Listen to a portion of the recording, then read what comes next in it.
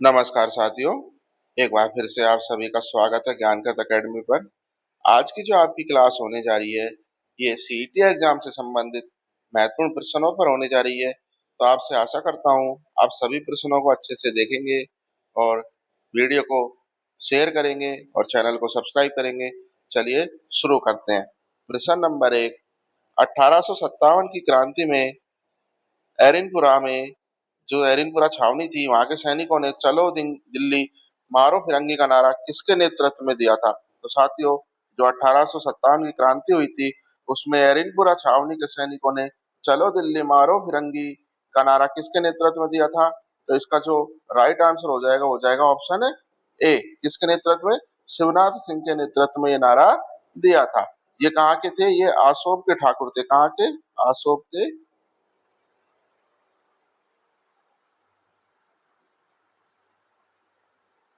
चलिए अगला प्रश्न देखते हैं।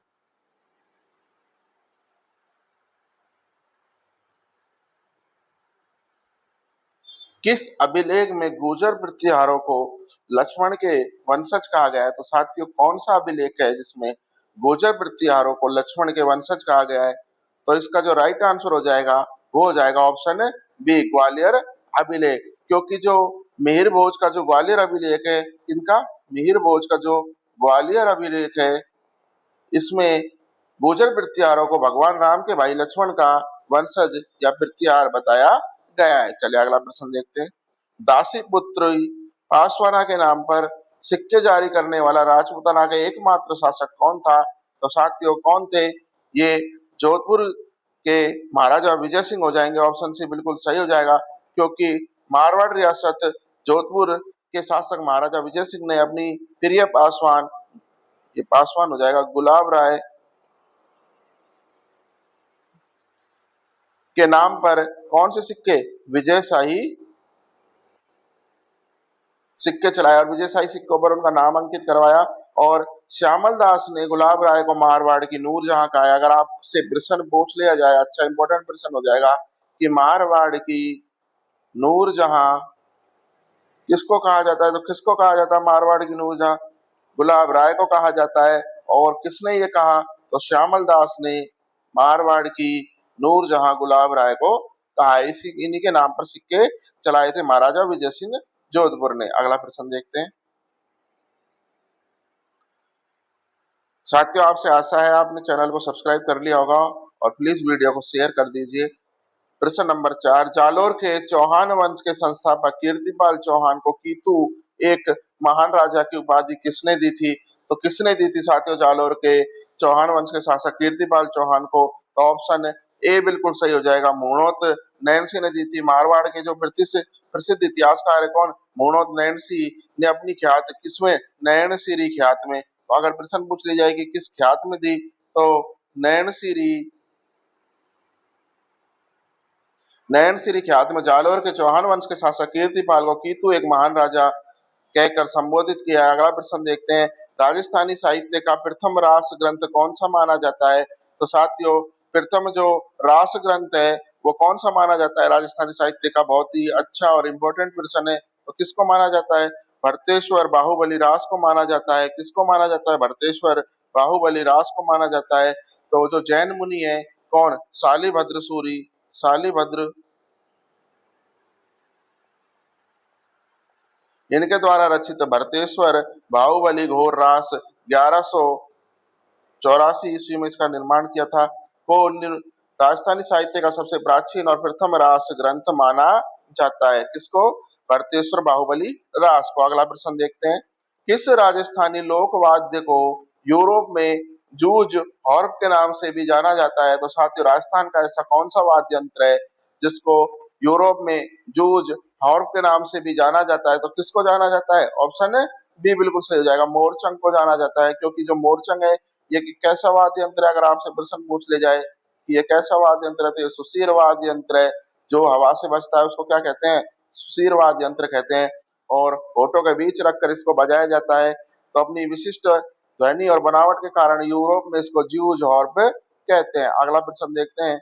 अली बख्शी ख्याल का संबंध राजस्थान के किस जिले से है, जहां जिसे वहां का रसखान भी कहा जाता है? तो साथियों, अली बख्शी ख्याल जिसे रसखान भी कहा जाता है, ये किस जिले से संबंध है? तो इसका जो संबंध है साथियों वो हो जाएगा ऑप्शन है बी, अलवर जिले से, क्योंकि अली बख्शी ख्याल का जो उद्भव है ये मुंडावर अलवर में हुआ था और इसके प्रवक्ता कौन थे? राव अली बख्श थे। कौन थे? राव अली बख्श इसके प्रवर्तक थे, जिन्होंने कृष्ण भक्ति के कारण उन्हें अलवर का रसखान भी कहा जाता है। तो रसखान भी आ जाए या अली बख्श ख्याल आ जाए और या राव अली बख्श आ जाए तो कहां से संबंध हो जाएगा? अलवर जिले से संबंध हो जाएगा। अगला प्रश्न देखते हैं। कथौड़ी जनजाति की महिलाओं द्वारा मराठी अंदाज में पहने जाने वाली साड़ी को स्थानीय भाषा में क्या कहते हैं? तो साथियों जो कथौड़ी जनजाति है ये मूल रूप से तो कहाँ की है? मूल रूप से तो साथियों ये कहाँ की है? महाराष्ट्र की जनजाति है। कहाँ की जनजाति है? महाराष्ट्र की। लेकिन राजस्थान में ये मुख्य रूप से किस क्षेत्र में पाई जाती है? उदयपुर क्षेत्र में पाई जाती है। तो यहाँ की जो महिलाओं के द्वारा मराठी अंदाज में जो साड़ी पहनी जाती है उससे क्या कहते हैं? उससे कहते हैं ऑप्शन बी, क्या कहते हैं? फड़का कहते हैं। चलिए अगला प्रश्न देखते हैं। रामानंदी संप्रदाय की एक शाखा जिसे रसिक संप्रदाय के संस्थापक कौन थे, जिन्होंने रेवासा सीकर में इसकी पीठ की स्थापना की थी? तो साथियों रामानंदी संप्रदाय की जो शाखा है रसिक संप्रदाय, इसके अगर संस्थापक की बात करें तो हो जाएंगे ऑप्शन बी, अग्रदास जी। क्या हो जाएंगे? ऑप्शन बी, अग्रदास जी। चलिए अगला प्रश्न देखते हैं। असीरगढ़ का युद्ध 1601 में बहादुरी दिखाने के बाद अकबर ने किस राजपूत शासक को खान देश की सूबेदारी सौंपी थी? तो साथियों जो असीरगढ़ का युद्ध है 1601 में हुआ था और इसमें बहादुरी के पश्चात अकबर ने जो खानदेश की सूबेदारी सौंपी थी वो सौंपी थी महाराजा राय सिंह, जो कि बीकानेर के थे, जिन्हें राजपुताने का, अगर आपसे पूछ लिया जाए कि राजपुताने का कर्ण किसे कहते हैं, राजपुताने का कर्ण किसे कहा जाता है, तो महाराजा राय सिंह को कहा जाता है। इन्होंने असीरगढ़ अभियान, जिसको दक्कन के नाम से जानते हैं, वहां की इन्होंने अच्छा अपना प्रदर्शन किया था, तो वहां की बहादुरी से प्रसन्न होकर अकबर ने इन्हें खान देश का सूबेदार बनाया था। तो राजपुताने का कर्ण भी किसे कहा जाता है? महाराजा राय सिंह बीकानेर। अगला प्रश्न देखते हैं। कॉपेन के जलवायु वर्गीकरण में BWHW उष्ण कटिबंधीय मरुस्थलीय प्रदेश के अंतर्गत राजस्थान का कौन सा जिला पूर्ण रूप से शामिल है? तो साथियों BWHW किस प्रकार की हो जाती है? उष्ण शुष्क मरुस्थलीय है। तो साथियों आपको पता है उष्ण शुष्क मरुस्थलीय में तो राजस्थान का कौन सा जिला आएगा? सुदूर पश्चिमी भाग आता है, जिसमें जैसलमेर, बीकानेर और श्रीगंगानगर का भाग पूर्ण रूप से सम्मिलित है। तो ऑप्शन में हमें जैसलमेर दिया है, तो जैसलमेर ऑप्शन बी बिल्कुल इसका राइट आंसर हो जाएगा। अगला प्रश्न देखते हैं।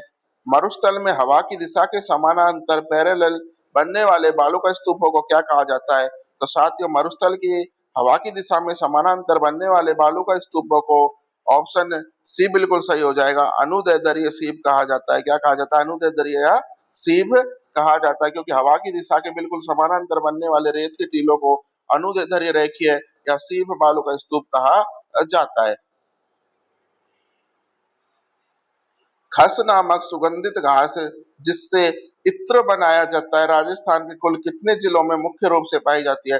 तो साथियों जो खस है ये एक प्रकार की लंबी और सुगंधित घास है। इसकी जो जड़ें होती हैं उससे इत्र और शरबत बनाया जाता है। तो ये राजस्थान के मुख्य रूप से सवाई माधोपुर, भरतपुर और टोंक जिले में पाई जाती है। तो ऑप्शन ए बिल्कुल है सही हो जाएगा। इंपॉर्टेंट प्रश्न है। सेवण घास का हमसे अधिक बार प्रश्न पूछ लिया गया था, कई बार पूछा जा चुका है, लेकिन अब खस का भी प्रश्न पूछा जाता है। तो खस कहाँ पे पाई जाती है? जिसका निर्माण इत्र निर्माण में होता है, जिसका प्रयोग, तो ये सवाई माधोपुर, भरतपुर और टोंक जिलों में पाई जाती है। अगला प्रश्न देखते हैं।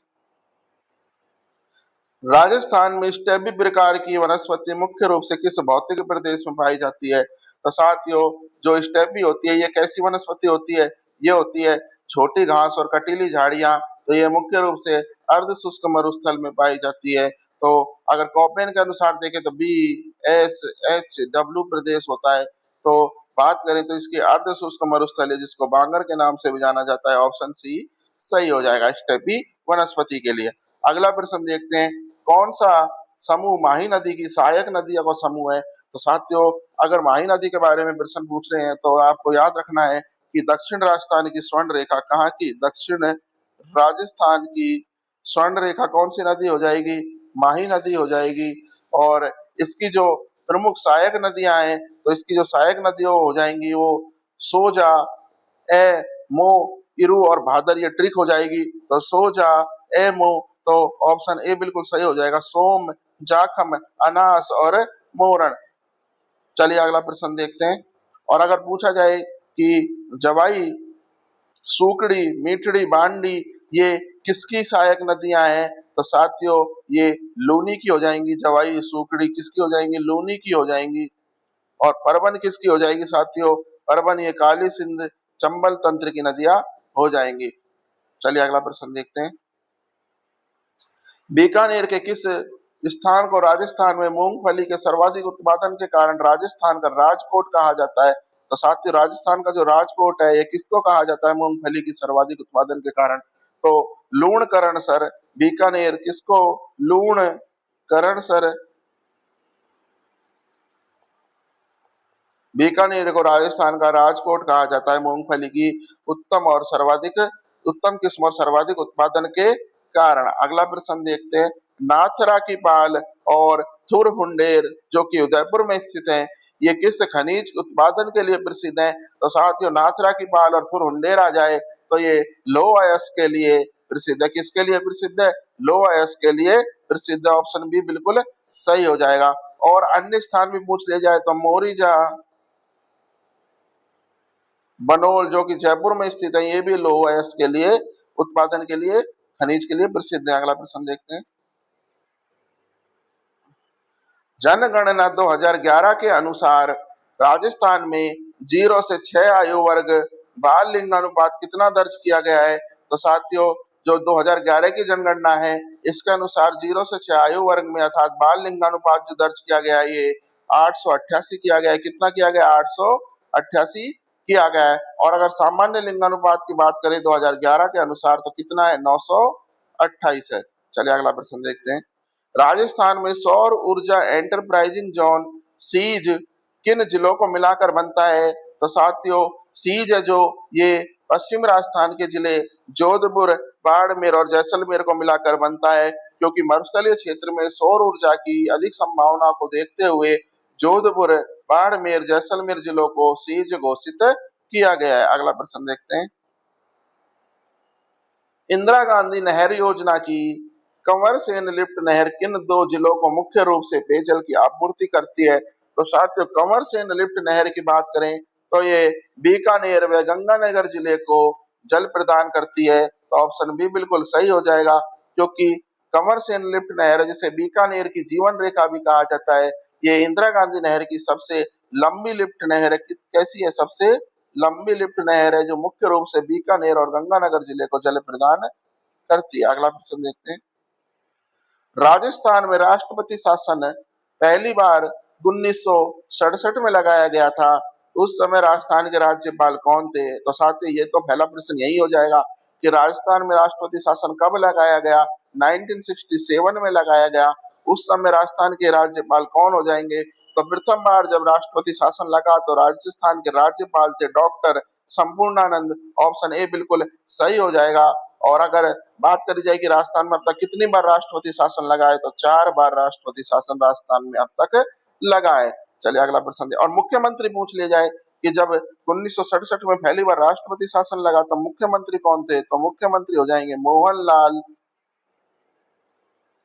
सुखाड़िया। उस समय क्या थे? मुख्यमंत्री थे। चलिए अगला प्रश्न देखते हैं। राजस्थान उच्च न्यायालय के पहले मुख्य न्यायाधीश के रूप में शपथ किसने ली थी? तो साथियों राजस्थान हाईकोर्ट के पहले मुख्य न्यायाधीश के रूप में जिन्होंने शपथ ली थी वो थे option A Kamalkant Verma.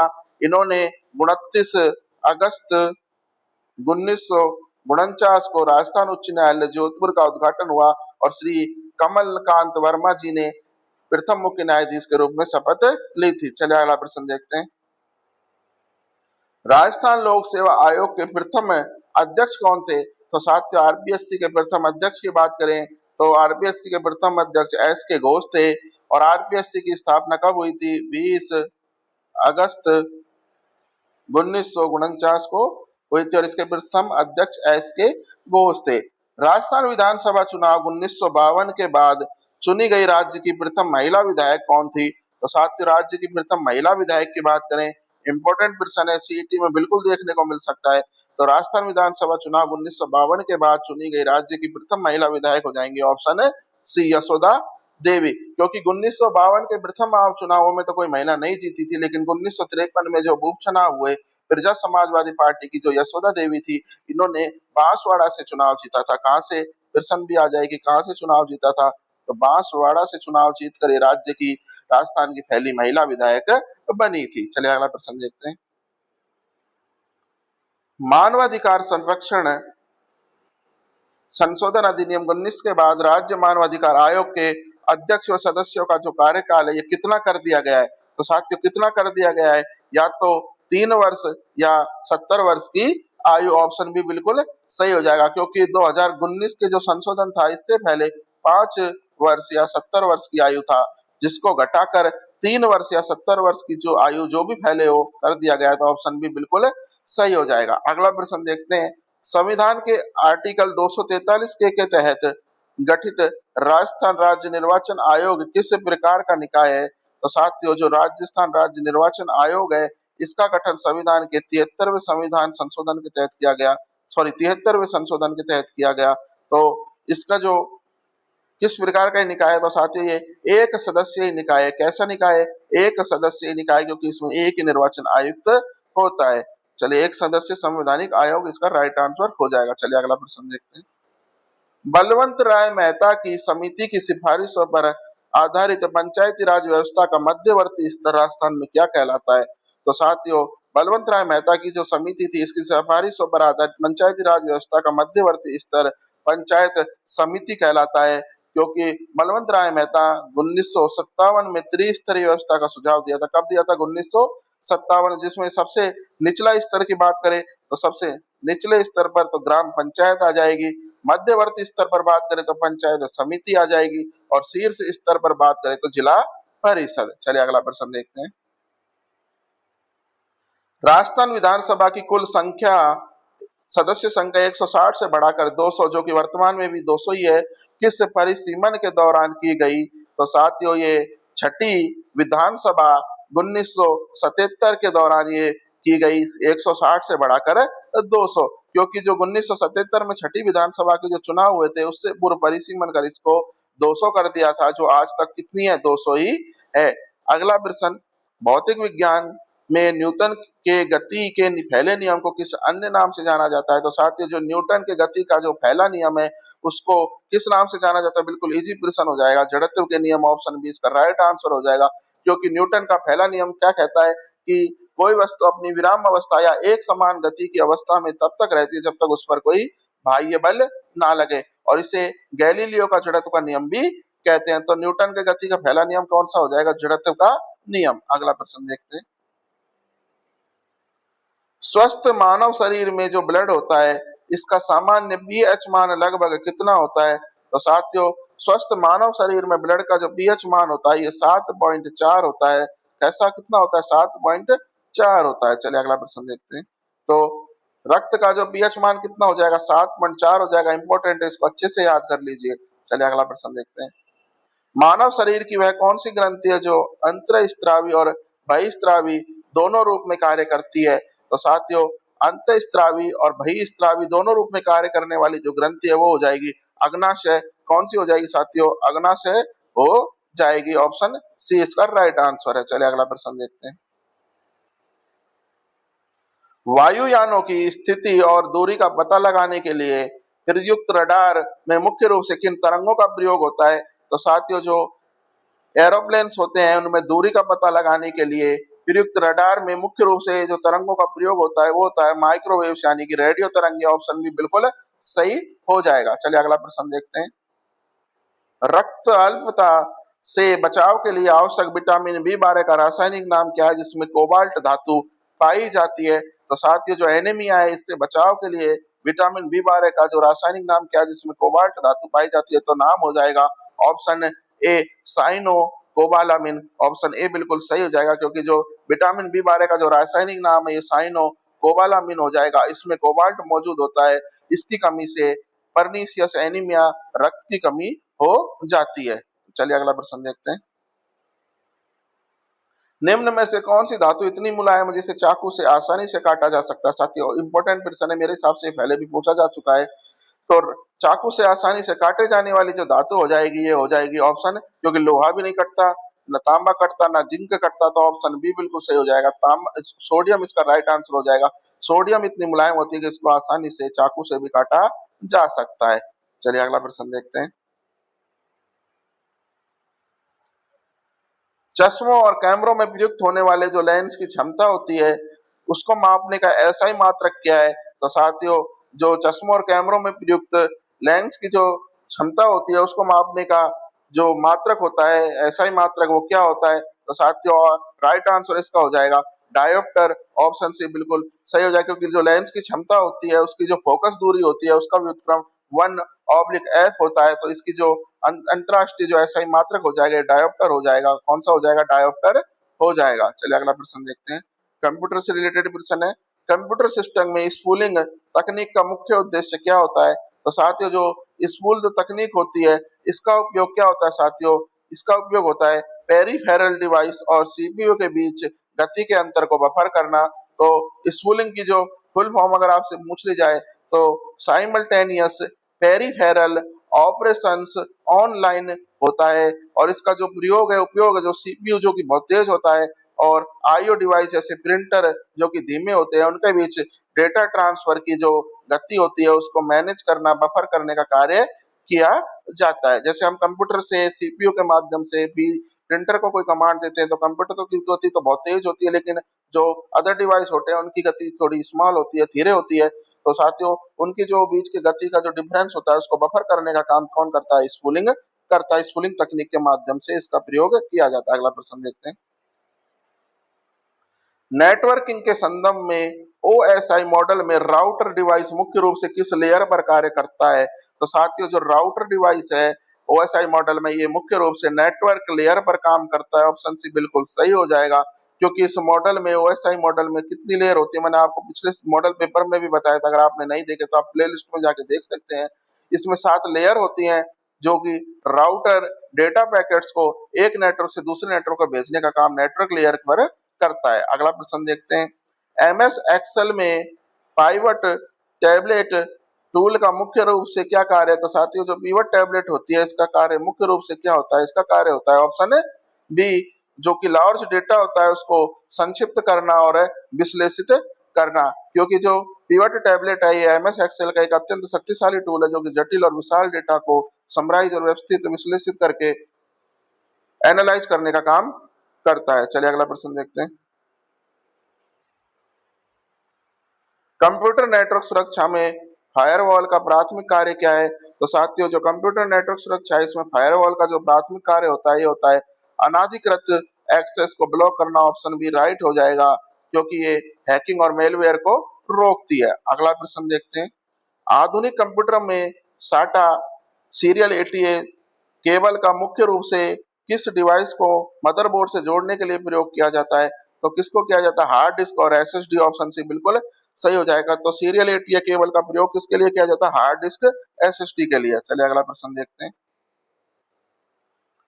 Network interface card NIC का एक द्वितीय MAC address media access controller कितने बिट्स का होता है? तो साथियों, कितने बिट्स का होता है मैक एड्रेस? ये 48 बिट या 48 बिट्स या 6 बाइट्स का होता है। कितने का? 48 बिट्स या 6 बाइट्स का। ऑप्शन सी बिल्कुल सही हो जाएगा। चलिए अगला प्रश्न देखते हैं। प्रोग्रामिंग में किसी समस्या को हल करने के लिए जो एल्गोरिदम होता है, उसके ग्राफिकल निरूपण को क्या कहते हैं? तो साथियों, एल्गोरिदम के ग्राफिकल जो चित्रात्मक जो निरूपण होता है, उसको क्या कहते हैं? उसको क्या कहते हैं? ऑप्शन सी बिल्कुल सही हो जाएगा, उसको फ्लो चार्ट कहते हैं। चलिए अगला प्रश्न देखते हैं। रीजनिंग से संबंधित प्रश्न हो जाएंगे। एक घड़ी में 8:30 बज रहे हैं। यदि मिनट की सुई पश्चिम दिशा की ओर इशारा कर रही है, तो घड़ी की घंटे की सुई किस दिशा में होगी? तो साथियों, 8:30 बजे मिनट की सुई आमतौर पर दक्षिण में होती है। तो जो मिनट की सुई है, वो किसमें? 6 पर होती है। और ये आमतौर पर कहाँ पे होती है? दक्षिण में होती है। इस प्रश्न के अनुसार पश्चिम 90 डिग्री क्लॉकवाइज कहा गया है। क्या कहा है? पश्चिम दिशा की ओर कहा गया है। तो घंटे की सुई 8 और 9 के बीच अर्थात दक्षिण पश्चिम होती है। कहाँ पे? दक्षिण और पश्चिम के बीच होती है। 8 और 9 के बीच में, तो इसे भी अगर 90 डिग्री क्लॉकवाइज घुमाएंगे तो कहाँ पे आ जाएगी साथियों, उत्तर पश्चिम में आ जाएगी। तो ऑप्शन ए बिल्कुल सही हो जाएगा। चलिए अगला प्रश्न देखते हैं। ए बी का ए इंटू बी का अर्थ है ए बी का पिता है, ए प्लस बी का अर्थ है ए बी की पुत्री है, ए माइनस बी का अर्थ है कि ए बी का भाई है। तो व्यंजक P plus Q into R minus S में पी और एस का संबंध क्या है? तो साथियों पी प्लस क्यू का अर्थ तो क्या हो जाएगा, पी प्लस क्यू का अर्थ हो जाएगा कि P plus Q P Q की पुत्री है। क्या हो जाएगा, पी प्लस क्यू की पी क्यू की पुत्री। इसको आराम से देख लेते हैं। क्यू इंटू आर में क्या हो जाएगा कि क्यू आर का पिता है, क्यू आर का क्या हो जाएगा, पिता हो जाएगा। आर एस में क्या हो जाएगा कि आर एस का भाई है, क्योंकि यहाँ पे हमें माइनस दिया है और माइनस का अर्थ आप देख लीजिए क्या हो रहा है कि ये भाई है। तो हमें जो भी चिन्ह दिए गए प्लस माइनस के उसके अकॉर्डिंग पर्सन को सेट कर लेते हैं। आर एस का क्या हो जाएगा, भाई हो जाएगा। तो इसका मतलब क्या हो जाएगा कि साथियों क्यू है, इसके 3 बच्चे हैं। किसके, क्यू के 3 बच्चे हैं, क्योंकि क्यू कौन है, पी कौन है, क्यू की पुत्री है। ओ किस कौन है, आर का पिता है और आर किसका है, एस का भाई। तो क्यू के तो कितने बच्चे हो जाएंगे, 3 बच्चे हो जाएंगे। एक तो पी हो जाएगी जो क्या है एक गर्ल है, और एक आर हो जाएगा जो क्या है एक बॉय है, और एक एस हो जाएगा क्योंकि एस क्या है, पी एस की बहन है। कौन है, पी एस की बहन है। तो प्रश्न में हमसे क्या पूछा गया है कि पी और एस का संबंध क्या है? तो पी और एस का जो संबंध है वो क्या हो जाएगा, बहन का हो जाएगा। ऑप्शन बी इसका राइट आंसर है। आप कॉपी पेन लेके इसको और अच्छे से सॉल्व कर सकते हैं। चलिए अगला प्रश्न देखते हैं। दी गई श्रृंखला में गलत पद ज्ञात करो। तो साथियों जो हमें श्रृंखला दी गई है इसमें गलत पद ज्ञात करना है। तो इसमें जो गलत पद हो जाएगा वो कौन सा हो जाएगा, 11, 23, 47 और 96। तो साथियों इसका जो पैटर्न है वो देखते हैं। पिछला पद यानी इंटू 2 प्लस 1, फिर 2 इंटू 2 प्लस 1 बराबर 5 हो जाएगा। कितना हो जाएगा, 2 इंटू 2 प्लस 1 बराबर 5। फिर 11 इंटू 2 प्लस 1 बराबर कितना हो जाएगा, 23 हो जाएगा। फिर इसके बाद देखें तो 23 इंटू 2 प्लस 1 बराबर 47 हो जाएगा, और 47 इंटू 2 बराबर प्लस 1 बराबर 95। तो यहाँ पे दिया तो कितना गया है, 96 दिया गया है, लेकिन हो जाएगा कितना, दिया तो कितना गया है 96 दिया, लेकिन आंसर क्या आएगा 95 आएगा। तो 96 का राइट आंसर, 96 गलत होकर 95 इसका आंसर आना चाहिए था। चलिए अगला प्रश्न देखते हैं। क्योंकि यहाँ पे 1 गुणा 1 प्लस 1 बराबर 2 हो जाएगा। 2 इंटू 2 प्लस 1 बराबर 5, 11 into 2 plus 1 23, 23 into 2 plus 1 47, 47 into 2 plus 1 बराबर 95। तो 96 का राइट आंसर हो जाएगा। अगला प्रश्न देखते हैं। यदि किसी कूट भाषा में डाइस को 8, 18, 6 और 10 लिखा जाता है तो उसी कूट भाषा में गेम को कैसे लिखा जाएगा? तो साथियों अंग्रेजी वर्णमाला में अक्षर का क्रम हम देखते हैं। तो डाइस को क्या लिख रखा है, 8 लिख रखा है, लेकिन डी कितने पे आता है, 4 पे आता है। तो यहाँ पे क्या कर दिया गया है, 2 गुना कर दिया गया है। इसी प्रकार आई कितने पे आता है, 9 पे आता है, तो इसको भी डबल कर दिया गया, 9 को किससे 2 से गुना करके 18 कर दिया गया है। सी कितने पे आता है, सी बराबर 3 आता है, लेकिन इसको भी 2 से गुना करके 6 कर दिया गया है। और ई कितने पे आता है, 5 पे आता है, और इसको 5 को भी 2 से गुणा करके क्या कर दिया गया, 10 कर दिया गया। तो हम यहाँ देखते हैं कि जो साथियों जी होता है, जी कितने पे आता है, 7 पे आता है, तो 7 को हम 2 से गुणा करेंगे तो कितना आ जाएगा, 14 आ जाएगा। उसके बाद ए है, ए को 1 पे आता है, ए को 1 से गुणा करेंगे तो कितना आ जाएगा, 2 आ जाएगा। साथियों कितना आ जाएगा, 2 आ जाएगा। फिर उसके बाद क्या दिया गया है, एम, एम कितने पे आता है साथियों, एम 13 पे आता है, तो 13 को 2 से गुणा करेंगे तो 26 आ जाएगा। और ई कितने पे आता है, 5 पे, 5 को 2 से गुणा करेंगे तो 10 आ जाएगा। तो 14, 2, 26, 10 यहाँ पे राइट आंसर हो जाएगा, क्योंकि यहाँ पे प्रत्येक अल्फाबेट में जो संख्या जितने स्थान पर आती है, जैसे डी 4 पे आता है उसको 2 से गुणा करके डबल किया गया था। इसी प्रकार गेम का भी हम डबल कर देंगे। अगला प्रश्न देखते हैं। एक बड़े घन क्यूब के सभी फलकों को नीले रंग से रंगा जाता है। किस रंग से, नीले रंग से। तो फिर उसे छोटे 64 समान घनों में काटा जाता है। तो ऐसे कितने घन होंगे जिनका केवल एक फलक होगा? तो साथियों 64 छोटे घनों का अर्थ क्या होता है, एन क्यूब बराबर कितने होते हैं, 64। तो एन बराबर क्या हो जाएगा, 4 हो जाएगा। तो केवल एक फलक रंगे हुए घनों की संख्या का सूत्र 6 इंटू n-2 स्क्वायर होता है। तो हम 6 इंटू 4 - 2 स्क्वायर कर लेंगे, तो 6 इंटू 4 बराबर कितना आएगा साथियों, 24 घन आएगा। तो ऑप्शन सी इसका राइट आंसर हो जाएगा। अगला प्रश्न देखते हैं।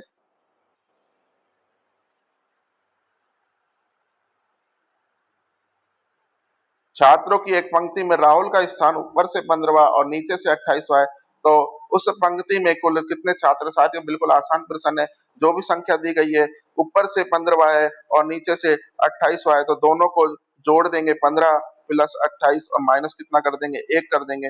तो कितना आ जाएगा? 15 प्लस 28 माइनस 1 बराबर 43 आ जाएगा। 15 प्लस 28 बराबर माइनस 1 करेंगे तो 42 छात्र इसका राइट आंसर हो जाएगा, क्योंकि हमसे पंक्ति में कुल छात्र पूछे इसलिए हमने दोनों को जोड़ दिया, और अगर स्थान पूछते तो घटा देते। चलिए अगला प्रश्न देखते हैं।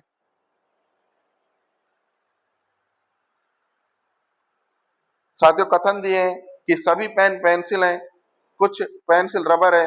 साथियों सभी पेन तो क्या है? जितने भी पेन है वो क्या है? पेंसिल है। और कुछ पेन है जो क्या है? और कुछ पेन है जो क्या है? रबर है। तो कुछ पेन रबर है, तो साथियों पूछा गया है कि कुछ पेन रबर है और कुछ पेन, कोई पेन रबर नहीं है। तो साथियों वेन आरेख के अनुसार अगर हम देखें तो पेन और रबर के बीच सीधा संबंध तो कुछ नहीं निकल रहा। सीधा संबंध तो पेन और रबर के बीच कुछ नहीं निकल रहा, इसलिए फर्स्ट और सेकंड दोनों ही गलत हो जाएंगे, क्योंकि पेन का जो संबंध है कुछ और रबर के बीच तो कुछ भी नहीं निकल रहा, क्योंकि कुछ पेंसिल हो सकती है लेकिन रबर का कोई संबंध इससे नहीं निकल रहा। तो इसलिए दोनों ही क्या हो जाएंगे? गलत हो जाएंगे। ना तो पहला सही और ना ही दूसरा सही। तो नो, ना तो एक अनुसरण करता है और ना दो। कौन से में मिलेगा? एक बार दोबारा से देख लेते हैं इस प्रश्न को। सभी पेन पेंसिल हैं, सभी पेन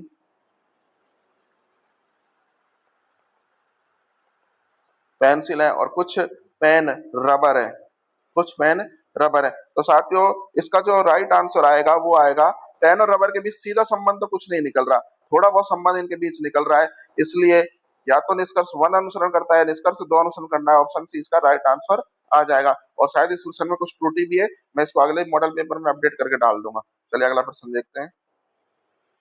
अंग्रेजी शब्दकोश के अनुसार इन शब्दों को व्यवस्थित करो।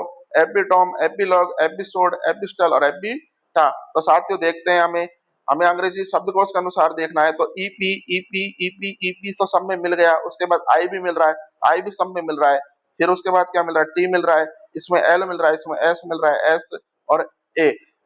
तो ईपीआई के बाद सबसे पहले एल आएगा, क्योंकि टी से पहले क्या आता है? एल आता है, तो दो सबसे पहले आ जाएगा, दो सबसे पहले आ जाएगा। फिर उसके बाद देखते हैं एल के बाद क्या आता है? एस आता है, टी आता है, एस आता है, तो दो के बाद तीन आ जाएगा। फिर उसके बाद देखते हैं टी के बाद ए पहले आता है, तो दो तीन पांच। फिर क्या आता है साथियों? एल आता है, तो चार आ जाएगा। फिर उसके बाद बचा एक आ जाएगा। दो तीन पांच चार एक इसका राइट आंसर हो जाएगा। कौन सा जगह? दो तीन पांच चार एक, क्योंकि जो ए एक स्थान पे आता है, बी दूसरे नंबर पे आता है, जेड है जो 26वें नंबर पे आता है, तो हमें पहले जो आता है उसको पहले लेना है और जो बाद में आता है उसको बाद में लेना है। तो इस तरीके से अंग्रेजी शब्दकोश के अनुसार शब्द जम जाएंगे। आशा है वीडियो आपको बहुत अच्छी लगी होगी। आपसे रिक्वेस्ट है कि चैनल को सब्सक्राइब कर लीजिए और वीडियो को लाइक कर दीजिए और शेयर कर दीजिए। और अगर आपको इस पीडीएफ की इसकी क्लास की पीडीएफ चाहिए तो आप जानकर अकेडमी के टेलीग्राम चैनल से जाके प्राप्त कर सकते हैं। उसकी जो लिंक है वो आपको डिस्क्रिप्शन में या कमेंट बॉक्स में मिल जाएगी। मिलते हैं अगली वीडियो में।